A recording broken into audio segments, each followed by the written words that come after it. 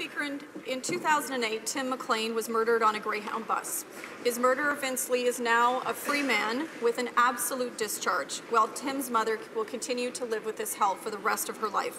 That just doesn't seem right. But now we also learn that the Prime Minister wants to eliminate mandatory jail time for crimes. So, Mr. Speaker, when will the Prime Minister put the rights of victims ahead of the rights of criminals? The Honourable Minister of Justice.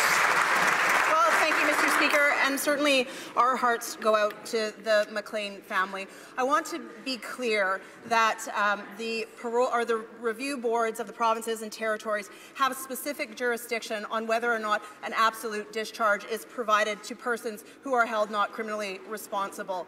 And with regard to the broader criminal justice system review, we are certainly conducting a review, including mandatory minimums, to ensure that we are in compliance with the Constitution and moving forward to improve the efficiencies, effectiveness, and to ensure that public safety remains paramount.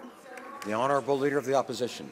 Well, Mr. Speaker, the issue, though, is bigger than that, because we know that the Prime Minister voted against our legislation that was triggered by Tim McLean's death that would make sure that people like Vince Li would not be allowed out. Right. So when the Minister and the Prime Minister looks at reforming the justice system, it's not about the rights of criminals that we're concerned about on this side of the House, Mr. Speaker. We think if people do this, they lose a lot of their rights. So, Mr. Speaker, I'd like to know what the Minister plans on doing to make sure that the victims' rights come first. The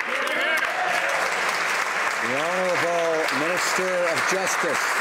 Well, again, our government, and in terms of the review that we're doing of the criminal justice system, hold public safety, the rights of victims. A comprehensive approach is needed to ensure that victims' rights, as well as the realities of the Constitution, are held foremost in our minds. We are conducting a broad review of the criminal justice system, including sentencing reform, over the last 10 years to ensure that the sentencing provisions are in compliance. The courts have spoken quite clearly in terms of the constitutionality of mandatory minimum penalties, and we are going to be proceeding in a concerted way that ensures that the safety and victims.